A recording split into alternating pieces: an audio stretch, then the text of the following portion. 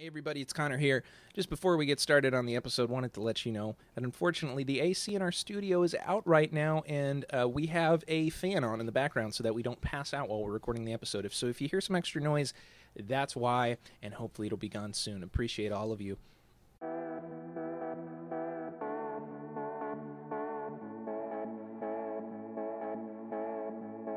Welcome to Theology Thursday, an ecumenical space for students to discuss matters of faith and theology. I'm your host, Connor Grubbs. I am your co-host, Ryan Mock. And I'm your co-host, Johnny Grubbs. Welcome to the season premiere of Season 6 of Theology Thursday, episode 129. After a very extended break, we were supposed to only take 2 months off after October. We are back. This is the longest break we've ever taken, 8 months. We apologize. It took a while. This has been a very consistent part of our lives doing this show. So even though we took an extended break, we weren't ever planning on just quitting. We always knew we wanted to come back and keep going. We love this show. We love you guys. We appreciate you listening and the support that we've gotten. A lot of people excited when we announced we're finally coming back. It feels great to be back. It just feels right. I'm glad that we're doing this. This is fun. So if you're new to the show, this is a great time to come on because we're starting a series on the book of Revelation. This is something that people have been requesting for quite a long time. And we do not claim to be experts or, professional experts, scholar, theologians. We're just dudes who really love the Bible. And as Ryan shared at the beginning in our little intro there, we're students, and we want to share that journey with you. So if you have questions, if you have feedback, please share it. That's welcome, that's encouraged, and we're really excited to get going here. So this is the first time that we will be going through a book of the Bible verse by verse. But before we get into that, we are going to do a review of a series we did on eschatology back in 2018. So we're just going to review some of the context going into Revelation, some kind of introductory facts, some important things. So talking about the type of literature that we're reading, the date that it was written, who wrote it, and sort of the interpretive view. So that's the focus of today's episode. If you are a returning guest on Theology Thursday and you're used to listening to Subpoints is now exclusively, that's where we talk about other things, maybe news, whatever, stuff not necessarily directly related to theology. That is the new name of our Theology Thursday after show, which is exclusive to our Patreon supporters, which is available at the lowest tier. So you don't even have to start supporting us at a lot to have access to that, but it'll come out every week the same time the show does, and it's exclusive to our Patreon supporters. So if you want to listen to Subpoints, you're going to have to go over there. Thank you very much. Let's begin. And so we're going to do an intro. This is an overview of our series that we did. We did a 4-part series back in Season 1 on eschatology. And we talked a lot about Revelation, but we were talking about more like eschatology as a whole. And so we're kind of going to go through those 4 parts. I was going to actually have us react to the episode, but there's 4 of them, and they're kind of long, and so I just decided let's sum it up. Let's kind of review these things going into it. I don't think our views have changed drastically since we did that. No. But I did want to review it, and I do have some incriminating audio on Ryan. I was paying attention. I was like, is there anything we're going to want to listen or react to? And there's one thing you said that we'll look at a little bit later. Yeah, that scares me. Okay. I'm also going to link in the show notes all of the books and stuff that we're using. So if you guys had any books you were looking at and you want to add it to the list, I'd love to do that. There'll be an Amazon link. You can buy it on Kindle or the official thing. And if you purchase using the link, don't just listen to the title and go look it up. If you're going to purchase it, go ahead and use the link in the show notes because that helps us. Okay, so this first quote, I want to start this off because I think this is important. This is... We mentioned last time that there are some popular interpretations of Revelation, especially in American evangelicalism, and that they are within Orthodox Christianity, even though we don't agree with them. Mm-hmm. We also said, and still say, I think probably still stand by, that it's important that your eschatology is good.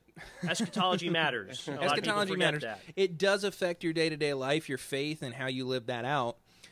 Whether you recognize it or not. And so this is from Reading Revelation Responsibly by Michael J. Gorman.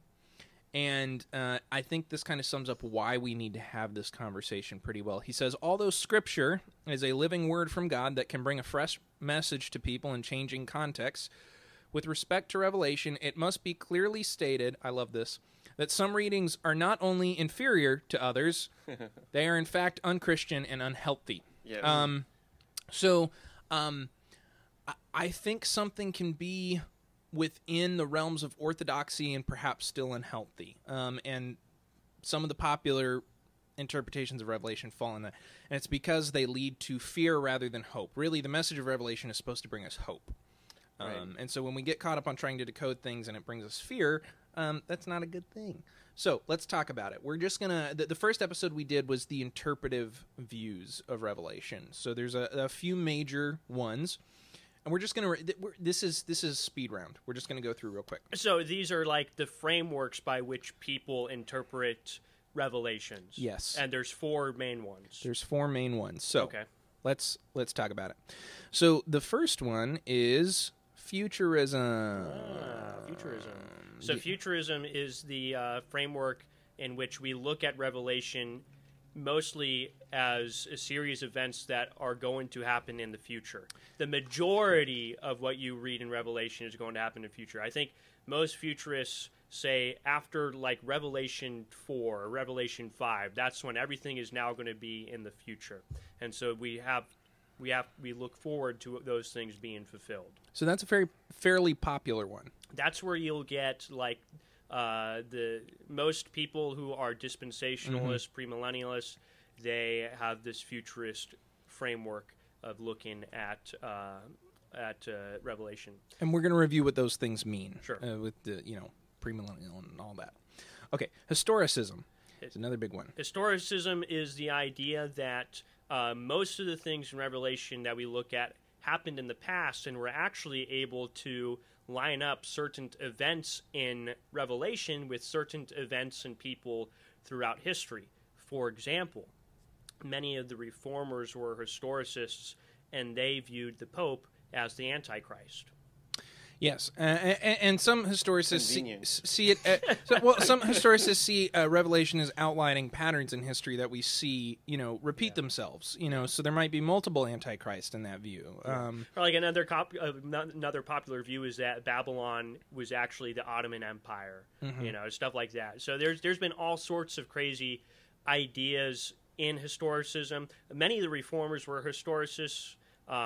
And certainly there's a way to view it that's not kind of like fringe and out there. But yeah, the problem with historicism is it becomes very arbitrary and subjective. Very subjective. The person I don't like becomes the Antichrist or Babylon or whatever. And I think we have sort of a mix of this and futurism with the way a lot of people read Revelation today. Is Obama's the Antichrist and that person is this dragon, and trying to like apply things to everything, or that these things are coming soon because of whatever it might be. A lot of trying to crack some sort of code, which isn't really the purpose of Revelation. We'll get to that. So the next one is preterism. Okay, so preterism, there's different strains of preterism. And in Orthodoxy, the most common strain of preterism we call partial preterism. And it's the idea that most of the events in Revelation were fulfilled within the first 100 years of Christianity, particularly being fulfilled with the destruction of the temple in Jerusalem in AD 70. Yeah. And there's different flavors of this. Full-on preterism is the idea that everything in Revelation was fulfilled in the first 100 years of Christianity, including the last chapters, which say that Jesus came back. I would argue that framework is not orthodox. Yes. Because part of our faith is that we expect Jesus to return one day, and there will be a bodily resurrection, and we will join him in the new heaven and new earth. Yeah, that's important. You're not going to hear that a lot in most evangelical circles. It's very fringe. Because, again, Orthodox Christians do believe that Jesus is coming back, and that's kind of a key point of Revelation, ultimately. So that is fringe. And is it preterism or preterism? I've heard of both ways. I've always called it preterism. At my old church, before my time, there was actually I believe he was either a deacon or an elder, but he was a closet preterist, and then he came out and said that he was a preterist, and it caused a big hoopla because this is really, it is a fringe doctrine. He was like full on. He was full on preterist. Yeah. And so the elders had a big discussion and studied it for many months, and they decided you can't be an elder here and hold to preterism. Yeah. Full preterism, I should say. Yes, because I'll go ahead and show my cards here. I'm a partial preterist. I think we all kind of land in that category that a good chunk of, if not close to most of, Revelation was fulfilled in that first 100 years, was talking about current events at the time. Yeah. Are you? Yeah. Yeah. By and large, and it's referring to it is also to give us a framework for how things are going to be, but only because that's how human history works. Yeah. So it's very straightforward. No, and it also shows patterns of human nature. Exactly. And so I think there's little elements of all of these things in here. Yeah. Okay, final one, idealism. Idealism is not one I'm too familiar with, but from my understanding, it's the idea that everything that you read about in Revelation is more symbolic. Yeah, which is partially true. Yeah. Yes. So, I think there's elements of truth in all of these. Yeah. And So I think, the happy medium here, you could say it's a fifth view. It's the eclectic view, the eclectic framework. We basically say all of these different frameworks for studying Revelation have good things in them and bad things in them. Let's just combine all the good things. Yeah. Yeah. So that's a nice place to land. Yep. Okay, so the second episode we did was what is apocalyptic literature?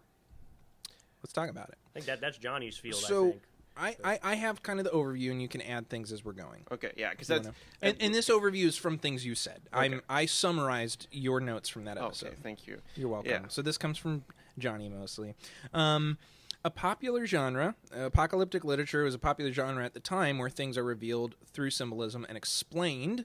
And the symbolism was not meant to be mysterious or difficult to understand. It wasn't supposed to be a code. One major theme in apocalyptic literature is cosmic dualism, so good versus evil, and contrasting the present evil with the coming good that we're looking forward to. It is symbolic in language, so there's a lot of visions and uncovering of the symbolic real-world meaning, which, in other words, it doesn't leave you hanging. It shows you the symbol, and then it says what it means, so it's connecting it to real-world events. There's a lot of references and allusions to popular mythology, which, means that a lot of the creatures and things that they're hearing about in Revelation, to us it seems very foreign, but for them, that was a common part of their storytelling at the time. And so what it meant, what it symbolized, was a part of popular culture, basically, and it wasn't new to them. There's a lot of numerology. Numbers are really important and carry a lot of meaning. And there's a lot of animal symbolism as well. Apocalyptic literature is esoteric. So it's for specific people, a specific time, but carries a wider application for all believers. Do you have anything to add to that? That's a summary of what you said, so... There's not much to add to it. I think that the eclectic view is most faithful to the text because of what apocalyptic literature is, and really the nature of Scripture in general. You really can't try to put like one singular modern lens on to examine Scripture. You've really got to look at it from all angles and try to read it as the original readers would have read it. So there wasn't confusion at the time, and some of those symbols too may have even made it more culturally relevant to a broader audience as well, with the use of mythology and things like that. And so we have to jump a lot farther to put ourselves in that mindset. I think we just have to admit that we're not as modern American white boys, or whoever might be reading it. I mean, that's us, right? But whoever might be reading it, we don't default read it with the right framework. Yeah. You know what I mean? They did, and now we got to learn to read it like them. Yeah. I would also add, when talking about like the literary genre of Revelation, is to also keep in mind that it's also a letter.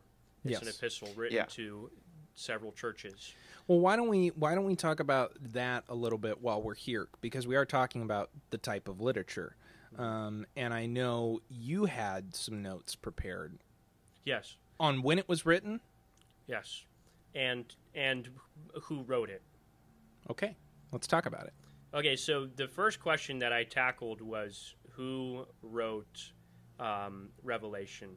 And the common understanding, and this is in line with historic Christian tradition, is that the Apostle John wrote Revelation on the island of Patmos when he was exiled there in his later years, when he was a very old man.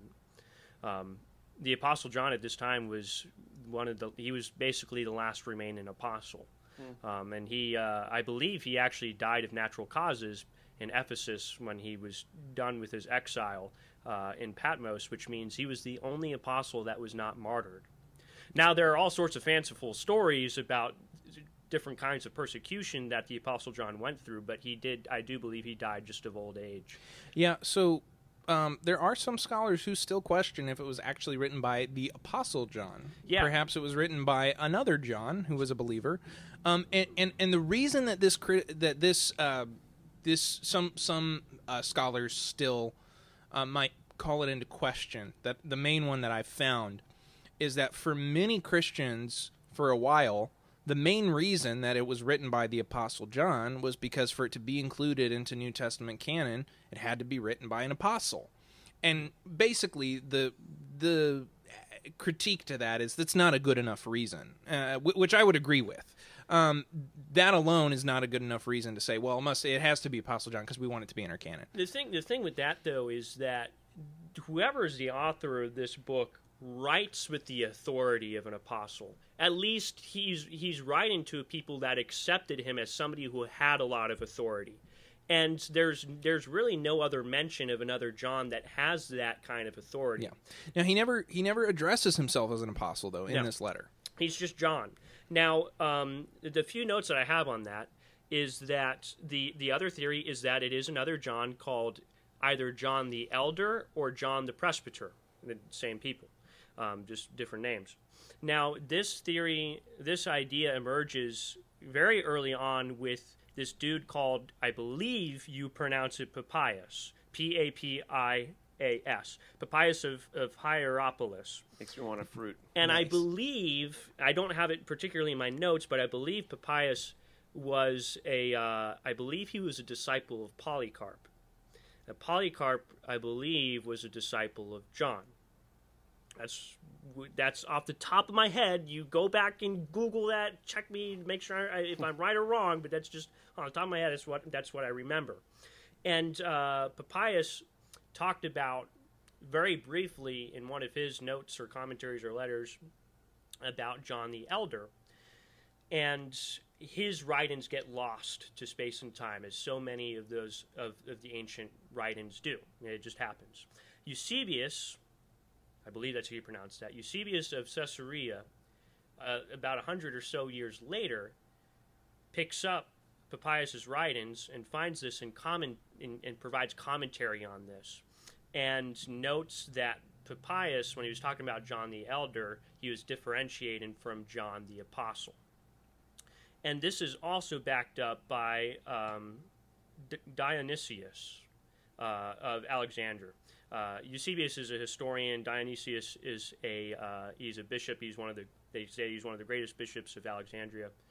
And so there were some early church fathers and bishops and saints who did believe that the author of Revelation was a different John the Elder or the Presbyter, but not John the Apostle. And now, Saint Jerome, who is a much more well-known saint, St. Jerome believes that there is a John the Elder or Presbyter that's different than John the Apostle.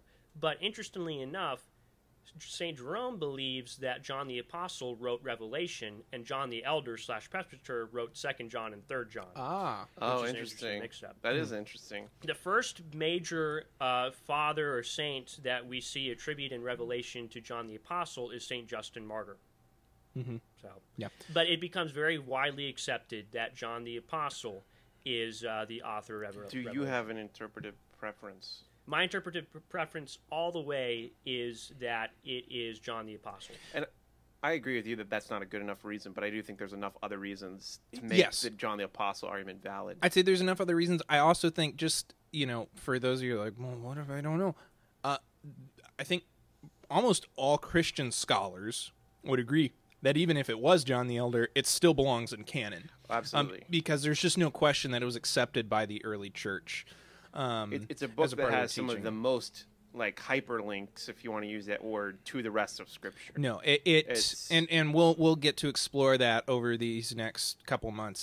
It's the perfect bookend for. I mean, it just wraps it ties it all together. I'm sort of enchanted by the idea that it is John the Apostle. Yeah. Because of the apocalyptic literature aspect, and that is because Jesus' emphasis on Scripture throughout the Gospels is really beautiful, and you can tell that Jesus loves his Bible. And so there's this implication that the disciples would have loved their Bibles too. And in fact, they ended up taking up trades of fishermen and stuff like that, maybe because they didn't get as far in Torah school, but obviously they were interested in that because they joined Jesus and what he was doing. And the bottom line is John as an apostle would have been so familiar by that time, especially in his old age, with the texts of Daniel and Ezekiel and the other apocalyptic literature that was in his Bible, right? So he would have been the perfect person to write the epistle version of an apocalyptic piece. So now, I would, if this is okay, I would like to play a little Theology Thursday mini game with you all. A mini game? Yes. I want to go through, I want to do Apostle John trivia with you all to test your Apostle John knowledge. This is speed. We're going to speed run Apostle John trivia. And you just shout the answer out if you know it. Okay. As well as the audience. I feel like we're about to be really. I feel like I'm going to be embarrassed. No, this is not high level. This is not high level stuff. Well, that's why you just made it worse for us if we get it wrong. Off the top of my head. Here we go. First question. John is the brother of James. That is correct. Oh, I was a little scared. John is the son of Zebedee. Son of Zebedee, but they are also called the sons of Thunder, right? Thunder, that's right. Okay. The occupation of John and James was that they were fishermen. They were fishermen where? Galilee? Yes, Lake Galilee. Oh, okay. Galilee. Wow. It just felt like a trick question because everything took place in Galilee. And I was like, it can't be Galilee. I'm pretty sure it's Galilee. And who were their business partners? As fishermen. Was Peter one of them? Peter and Andrew. Yep, they fished together. What is John often referred to as in his own book, the book of the Gospel of John? I love it. The disciple whom Jesus loved. Yes, the disciple whom Jesus loved. Now, what kind of relationship did John have with Jesus? He was infatuated. He was not like that. No, wait, sorry, that's the wrong word. A close relationship? In relation to the other disciples? He was one of the three, right? I forget what the inner circle. I don't know what you want to call that. So who were the three in the inner circle? Peter, James, and John. Yes, Peter, James, and John. So what is one crazy thing that John witnessed along with the other Transfiguration. Two? The Transfiguration. That is correct. Who was the first to witness the resurrection? Who was the first person to witness the resurrection? Of those three, or just in general? Just in general. This is debated, but I believe it was Mary Magdalene. Okay, so it is Mary. Whether you believe it was Mary Magdalene or some other Mary, yes, it is Mary. Yes. And who did she go tell of the resurrection to? Peter and John? Peter and John, yes. Yeah. And they raced to the tomb, and who made it there first? John makes it very clear that he outran Peter. He outran Peter. Okay, very, very good. So a few quick fast facts for y'all. John was one of the leaders of the church in Jerusalem in Acts. So actually, him and James kind of co-led it until John moves to Ephesus, and James is like the leader of the church in Jerusalem. And you could think of John kind of as this proto-bishop over these 7 churches in Asia Minor. Asia Minor refers to the area in Turkey, that area. And then later on, he's banished to Patmos, where he writes Revelation, if you believe he wrote Revelation, which I do. And then he returns to Ephesus, where he dies around 98 A.D. And so he is the last remaining apostle. He was not martyred. He died of natural causes. Well, There you that was fun. Some, Good job. Fast facts to remind our audience. While we're talking about kind of type of literature, some facts about the literature, do you wanted to talk about the date? That was the other thing you had prepared for, right? Yeah. And is that the last kind of thing you have notes on, pretty much? Yes, besides Revelation 1 through 5. Right, which we'll get into later. Yes. So as far as dating this letter here, there are two main theories. There's the earlier date and there's a later date. So many people believe that Revelation was written in the mid to late 60s AD, first century. So like 68, 69, 67, whatever. And then the proponents of the later dating put it at around the mid-90s, so like 95 AD or so. And each group, I mean, they have their reasons for this. It's not arbitrary. And actually, like, what you choose is actually important. Like, determining when Revelation was written is actually important for understanding Revelation, okay? Especially if you choose the earlier date for when it was written, because a lot of partial preterists hold to the earlier date because they believe a lot of the events in Revelation lead up to and prophesy the destruction of the temple in AD 70. So they say it was written before AD 70. So, and honestly, for me, in studying this, I originally held to the earlier dating, just because that was kind of the default for me as a partial preterist.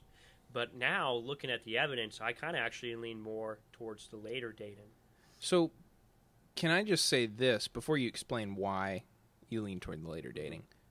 To me, as a partial preterist, the later dating actually makes more sense, because I never saw those events as being prophetic, but as him talking about them, because they're very recent and relevant to his audience. Well, and there's a whole conversation back there about the way prophecy even works. Sure. Right. It's not so much fortune telling, right? Right. It's really not a future prediction. So it's, for me, the later date always made more sense. But, yeah. In fact, I would have assumed that goes more with the partial preterist understanding. So anyway, go ahead. The reason why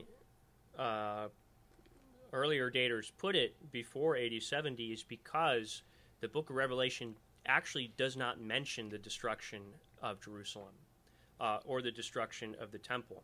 And many people feel like, man, the destruction of the temple in AD 70 was such a monumental moment in the history of Judaism and in the history of that region and Christianity. That, I mean, really, it was a monumental moment. AD 70. And so many people feel like, really, if this letter was written after the destruction of Jerusalem, surely it would have mentioned the destruction of the temple in 70 AD, as predicted by Jesus. So that's really the key thought behind putting it before AD 70. And actually, there is a text in Revelation, it's Revelation 11, 1 through 3, that actually John is instructed to take measurements of the temple. And so proponents of this theory, they say that, well, if he's instructed to give measurements of the temple, then surely that means the temple still is standing. Which is, he's having a lot of visions, so... Yeah, and so people on the later date side, they say, well, the point of that passage is not talking about a physical temple. Right. It's given reference to the idea that we are all God's people who dwell in his presence. We dwell in his temple. So it's more of a symbolic understanding. The other reason from the actual book that early daters give is there are some time frames that are given after Revelation 11, 1 through 3, like 42 months, and then Jerusalem will be walked on by Gentiles or whatever. So they say if you time it up right, it makes sense because of the 42 months that it's talking about the span of the fall of the Jews in Jerusalem leading up to the fall of the temple, and so we put it like 80, 66, or 67 or whatever. On the later date side, they're like, it doesn't work. It just doesn't match up. So there's that. Yeah.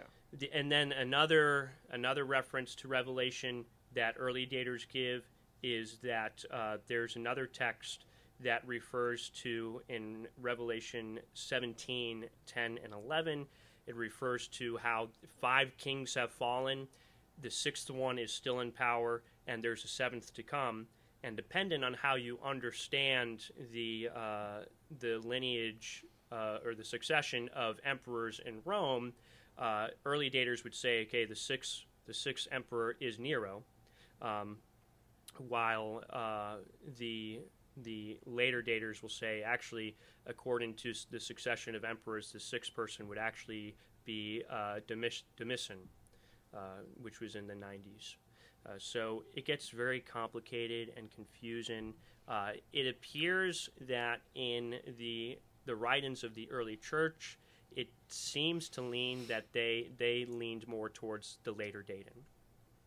There's writings by, I can't remember which father, that talked about how they recall that this was written during the time of the reign of Domitian, the Emperor Domitian. Good. Yeah. I wonder how much too that's tied to. Again, as we get into the different details of it, but part of the reason why you might make mistakes with dating, they're saying it doesn't match up. They're trying to make it match up.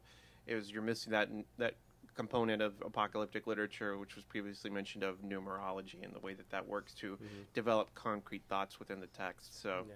Something we can dive into. The final thing I'll say about this, the other big reason that makes me lean more towards the later dating is the atmosphere in which this was written.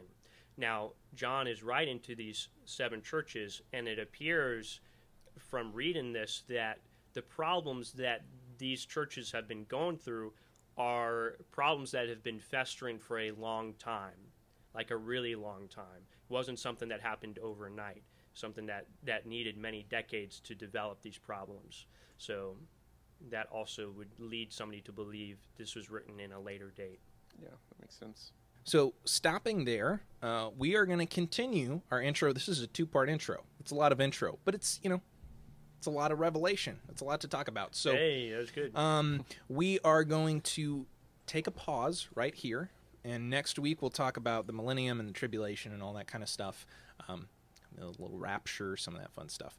So I recommend some commentaries, books we have linked in the show notes that you can order on Amazon if you'd like to continue your study, which we encourage you to. We're just trying to start a conversation. We're certainly not the final authority, but some books that have been helpful to us as we're preparing are Reading Revelation Responsibly by Michael J. Gorman, Revelation for Everyone by N.T. Wright, and you had one other one? Commentary on Revelation by Simon Kistemacher. Yes. I can't remember what the title of it is. It's okay. It's by Kistemacher. It's a commentary by Kistemacher. That's a fun name, too. It is a fun name. I don't really know where it's from, though. But that's available in the show notes. Strongly encourage you to go check out that stuff. If you want to go listen to the series we did, that's fine, but we're kind of reviewing all that stuff here. So we will continue next week. Thank you, everyone, for supporting the show simply by listening and just being a part of it. Ryan? Ya yeet.